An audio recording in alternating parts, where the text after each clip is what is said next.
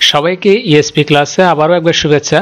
আজকে আমরা যে টপিকসটা নিয়ে আলোচনা করব এই টপিকসটা একটা ভবিষ্যৎকাল ইন্ডিকেট করবে। কি রকম?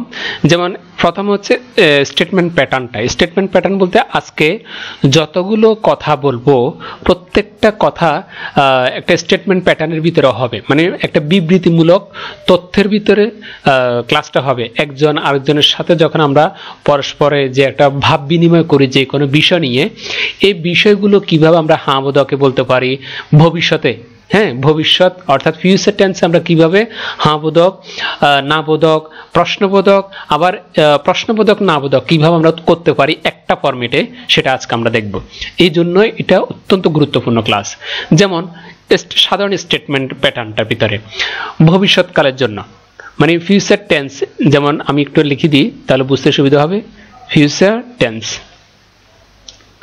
এই ফিউচার টেন্স নিয়ে মূলত আজকের এই গঠনটা। এটার ভিতরে স্টেটমেন্ট প্যাটার্নটা অর্থাৎ যেটা হ্যাঁ বোধক না বোধক থাকবে সেটাই হচ্ছে কি স্টেটমেন্ট প্যাটার্নটা। যেমন আই শেল অথবা উইল, অর্থাৎ তুমি শেল ইউজ করতে পারবে অথবা উইল ইউজ করতে পারবে।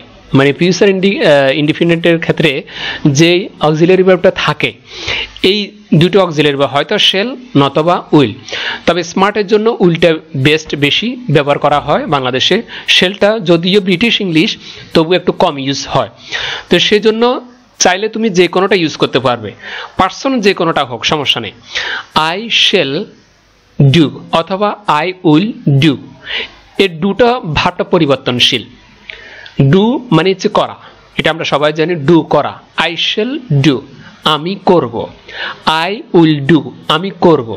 এখন এই কথাটা যদি নেগেটিভ আকারে বলি, আই শেন্ট অথবা আই ওন্ট ডু আমি করব না, আমি করব আমি করব না, অর্থাৎ হ্যাঁ আকারে বললাম না আকারে বললাম, যেই কোনো কথা। এখন যদি আমি এই ভার্বটা চেঞ্জ করে ফেলি, এই যে ডু ভার্বটা যেটা ব্র্যাকেটের ভিতরে রাখলাম যেটা পরিবর্তনশীল, আর একটা সেন্টেন্স যদি তোমাদেরকে দেখিয়ে দিই, যেমন দেখো আই শেল দিয়ে করলাম, এ শেলটা দিয়ে I shall write a letter. Do এর জায়গায় কি দিলাম, ভার্ব কি পরিবর্তন করলাম, রাইট, এর রাইটটা কি করলাম, ভার্ব নতুন করে নিয়ে আসলাম। I shall write a letter, আমি একটা চিঠি লিখব, আমি একটা চিঠি লিখব, I shall write a letter. অথবা অক্সিলারি ভার্ব যদি আমি উইল দিয়ে ব্যবহার করি, I will write a letter, I will write a letter, আমি একটা চিঠি লিখব। এখন এটা তো হ্যাঁ আকারে বললাম। যদি নেগেটিভ আকারে একটা সেন্টেন্স দেখিয়ে দিই, যেমন একই সেন্টেন্সটাকে নেগেটিভ করব, আই শেন্ট রাইট আ লেটার, আমি একটা চিঠি লিখব না, আমি একটা চিঠি কি করব না, লিখব না। এটা হচ্ছে স্টেটমেন্ট প্যাটার্ন গেল। এরপর আসো basic question pattern. Basic question pattern অর্থাৎ কোনো ডব্লিউএইচ ওয়ার্ড ছাড়া, ডব্লিউএইচ ওয়ার্ড ছাড়া যে কোনো সেন্টেন্সকে যখন আমরা ইন্টারেটিভ করব, আবার ইন্টারেটিভ নেগেটিভ করব, সেটা কিভাবে?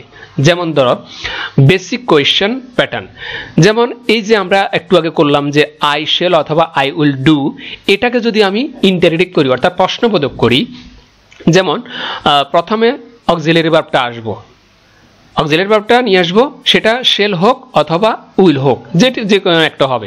তারপরে আসবে সাবজেক্ট আই, তারপর হচ্ছে ভার্ব, ভার্বের জায়গায় বসে যাবে, শুধুমাত্র স্থানান্তর হবে।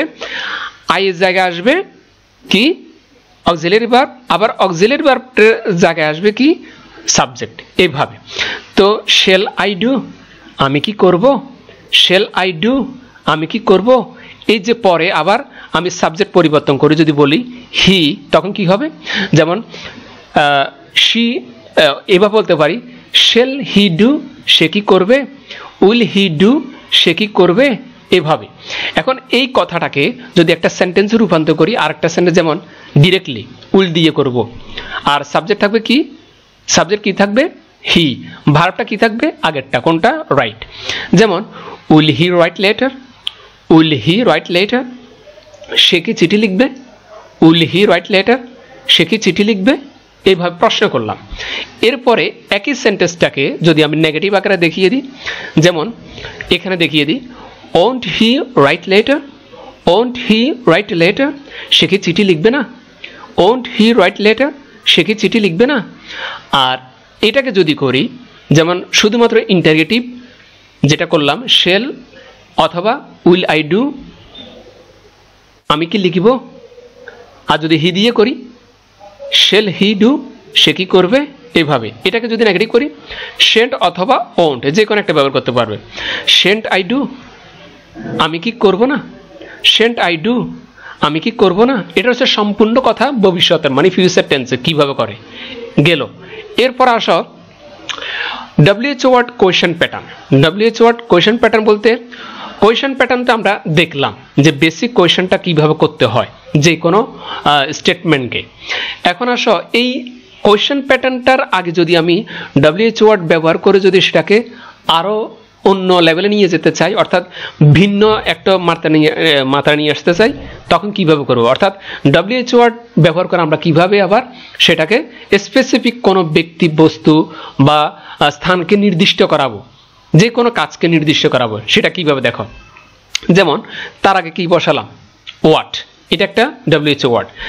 এর আগে আমরা এতটুকু পর্যন্ত এ শেল অথবা উইল দিয়ে যেটা আমরা তৈরি করলাম প্রশ্নবোধক, এটা হচ্ছে শেল আই ডু, যেটা আমরা এখানে করছি। দেখো শেল আই ডু, এই ফরম্যাটটার আগে যদি আমি একটা WH ওয়ার্ড বসিয়ে দিই, তখন এটা কেমন হবে, অর্থটা কেমন হবে, বা এটার বাংলা অর্থের ধরনটা কিভাবে চেঞ্জ হবে।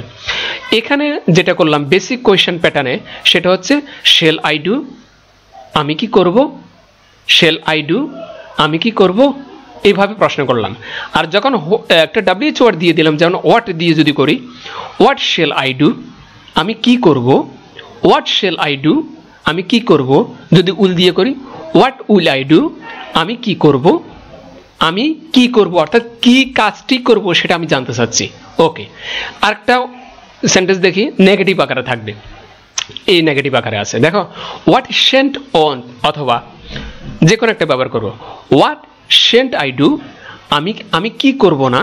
হোয়াট সেন্ট আই ডু, আমি কি করব না। অথবা এই ডু এর জায়গায় যদি একটা ভার্ব পরিবর্তন করি, যেমন হোয়াট সেন্ট আই রাইট, আমি কি লিখব না, আমি কি লিখব না। অথবা এই রাইট যদি আমি না দিই, ইট যদি দিই, যেমন ইট দিলাম, ইট মানে খাওয়া। হোয়াট সেন্ট আই ইট, আমি কি, লাস্টের প্রশ্নের মধ্যে দিই, লাস্টের প্রশ্নের মধ্যে দিয়ে দিলে সেটা প্রশ্নবোধক হবে। হোয়াট সেন্ট আই ইট, আমি কি খাবো না। হোয়াট সেন্ট আই ইট, আমি কি খাবো না। এইভাবে কিন্তু পরিবর্তন হচ্ছে। আর যখন WH ওয়ার্ডটা থাকবে না, তখন হবে ওয়ান্ট সেট, ওয়ান্ট অথবা ওন্ট, ঠিক আছে। সেন্ট আই ইট, আমি কি খাবো না, আমি কি খাবো না, এভাবে হবে। আর যখন ওয়ার্ডটা দিব, তখন ধরন চেঞ্জ হয়ে যাবে। আমি আবারও বললাম, শুধুমাত্র WH ওয়ার্ড ছাড়া কিভাবে হবে নেগেটিভটা, ইন্টারগেটিভ নেগেটিভ একই সেন্টেন্সে। আমি সেন্ট দিয়ে করতে পারবো, ওন্ট দিয়ে করতে পারবো। সেটা কিভাবে? ওন্ট আই ইট, আমি কি খাবো না। ওন্ট আই ইট, আমি কি খাবো না। এভাবে যদি সেন্ট দিয়ে করি, একই অর্থ হবে। আর WH ওয়ার্ড যখন থাকবে, হোয়াট সেন্ট অথবা ওন্ট। হোয়াট, আমি সেন্টটা দিয়ে করি, হোয়াট সেন্ট আই ইট, আমি কি খাবো না। ওন্ট আই ইট, আমি কি খাবো না। এইভাবে আমি দুটো দিয়ে কি করতে পারবো, বলতে পারবো। কিছু সেন্টেন্স যদি তোমাদেরকে দেখিয়ে দিই, যেমন হাউ দিয়ে করলাম, যেটা হাঁ আকারে থাকবে, তবে প্রশ্নবোধক। হাঁ আকারে প্রশ্নবোধক, যেটা নেগেটিভ থাকবে না।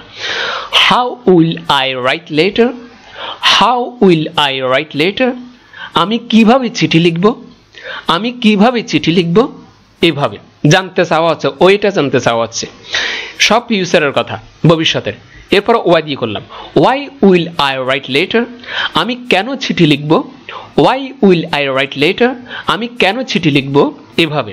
আর যদি উইলের জায়গায় যদি আমি একটা শেল দিয়ে দিই, why shall I write letter, আমি কেন চিঠি লিখব, একই অর্থ এখানে, অর্থাৎ রিজনটা, কারণটা জানা হচ্ছে। এরপরে যদি একটা নেগেটিভ, ইন্টারেটিভ নেগেটিভ তৈরি করে দিই, যদি একটা ইন্টারেটিভ অথবা নেগেটিভ একটা সেন্টেন্সের ভিতরে প্রশ্নবোধক থাকবে, নেগেটিভও থাকবে। কিভাবে? Y won't I write letter, আমি কেন চিঠি লিখব না। Y won't I write letter, আমি কেন চিঠি লিখব না।